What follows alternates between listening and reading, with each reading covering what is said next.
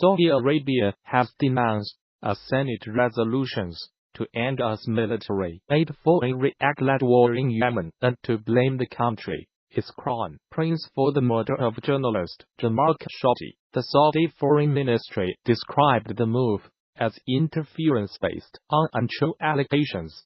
Thursday's United States resolutions are largely symbolic and unlikely to become law, but they sent a warning to President Donald Trump about us lawmakers' anger towards Saudi policies. In a statement carried by the official Saudi press agency, the Saudi Foreign Ministry said, "The kingdom condemns the latest position of the Senate." It said that such a position was built on untrue allegations and affirms a total rejection of any interference in its internal affairs.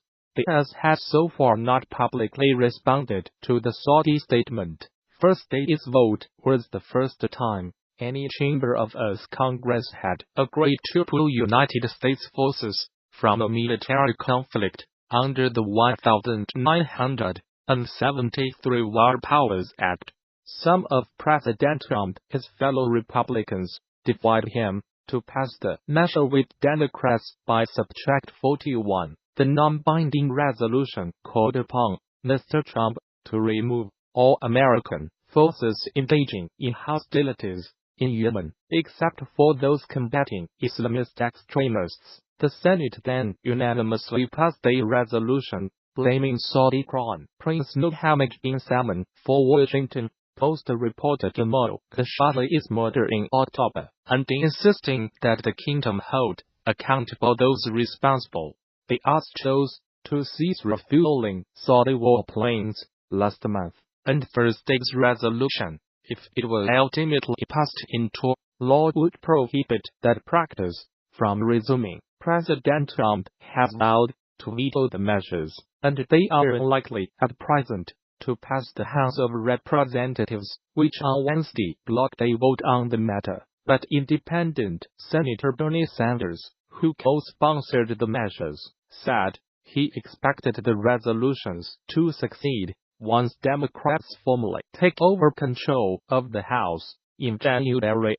Following their midterm elections victory, the Trump administration had argued the bill on Yemen would undercut their support for the Saudi-led coalition against the Iranian-backed Houthi rebels. White House officials have emphasized US economic ties to the kingdom. Mr. Trump's advisor and son-in-law, Jared Kushner, has continued to cultivate ties with the prince. According to the US media, the co-founder of the popular app HQ Trivia, Colin Kroll, has been found dead in his apartment in New York at the age of 34. The CEO, who also co-founded the video platform Vine, was found by police after his girlfriend reportedly asked them to check on him. An HQ spokesperson confirmed the death with deep sadness. HQ Trivia, a live trivia game on mobiles, became hugely popular, although its appeal waned this year. Officers of the New York Police Department went to Mr. Kroll is flat in Manhattan to carry out a welfare check, and found his body, along with drugs paraphernalia nearby. TMZ reported in the initial media coverage of his death.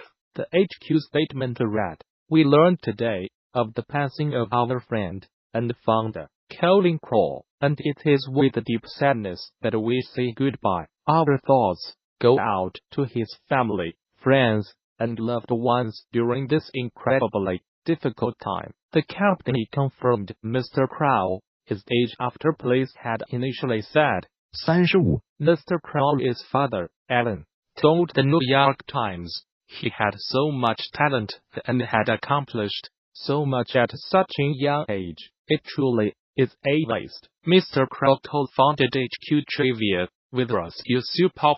Mr. Yusupov paid tribute on Twitter. "So sad to hear about the passing of my friend and co-founder Colin Kroll. My thoughts prayers go out to his loved ones. I will forever remember him for his kind soul and big heart. He made the world and internet a better place. Rest in peace, brother." End of Twitter post by @RasHQ Trivia was launched, and as last year, and Mr. Kroll was named CEO this September. The free app live streams quiz shows, with a pot of money, often thousands of dollars, available to split between winners. The quiz show was guest hosted by some big names, from Jimmy Kimmel to Bert from Sesame Street. Its popularity faded this year, dropping out of the App Store. Its list of top 100 apps. Mr. Kroll was also a co-founder of Vine, a 6-second video streaming service that was bought out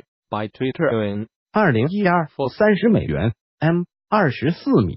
Vine announced in December 2016 that Twitter was discontinuing the mobile app. A buyer who illegally demolished a famed house in San Francisco has been ordered to rebuild an exact replica and install a plaque outside explaining what happened. Largent house in the city's Twin Peaks neighborhood was built in 1936 by eminent modernist designer Richard Neutra. Its owner, Russ Johnston, bought the property last year for $1.7 米, and had permission to renovate it. That did not include knocking it down. Sheryl Travers, a neighbor, told local TV station KPIX5 that she filed a complaint after coming home to find the house demolished. "I went to New York for about a week and a half and came back. The house was gone. Totally gone," she said.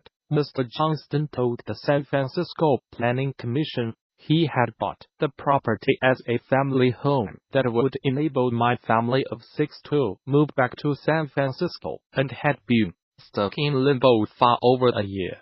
His lawyer also argued that the historic house had already been altered by former owners. Nonetheless, the commission ruled last week that a replica must be built, and not the larger home the owner had planned in its place. If the property is sold, the new buyer will also be obliged to honor the ruling. Ms. Travers called the decision a victory for the neighbors and the little people.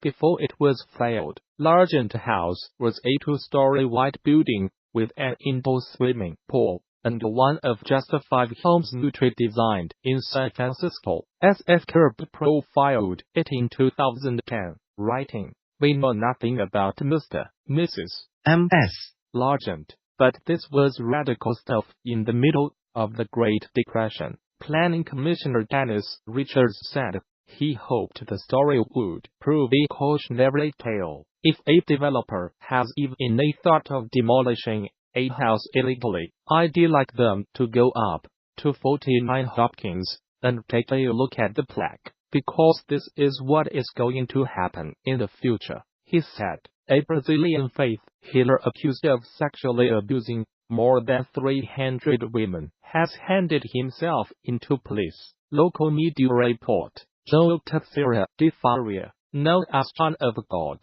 was declared a fugitive on Saturday after missing a deadline to surrender to the authorities. The cascade of claims against him began earlier in December, when a dozen women said the self-styled spiritual healer had abused them at his clinic. Mr. Faria denies the allegations. The medium is based in the central town of Abadiânia, west of the capital Brasília, but has followers worldwide. Brazil's O Globo newspaper reports that the medium withdrew $35 million reais, $8.7 from several bank accounts on Wednesday, convincing authorities that he could be planning to flee Brazil or hide the money in case of future compensation claims. Authorities responded with an arrest warrant on Friday. On Sunday, mobile phone footage broadcast on Brazil's global TV showed Mr. Faria looking weary, getting out of a car on the surrendering to police on a dirt road in Abadiânia. He was transported to police headquarters in Goiânia, the capital of Goiás state. The medium can be heard on video saying that when he heard the abuse allegations, I surrendered to divine justice. and, as promised, I not place myself in the hands of earthly justice. His lawyer, Alberto Doran, said he would file an appeal on Monday. He said he hoped Mr. Faria might be held under house arrest instead of in prison. Last week, a Dutch photographer, Zahira Moz, told Globo TV that Mr. Faria had manipulated her into performing sex acts and then raped her. 9 Brazilian women, who remained anonymous, also told the channel that the medium abused them on the premise of transferring his cleansing energy. A Globo newspaper later said it had spoken to 2 more women with similar allegations. The 76YEAR-OLD representative said he vehemently rejects allegations of any improper practice during his treatments. Mr. Faria, who is not a medical doctor, has previously been fined and jailed for operating without a license.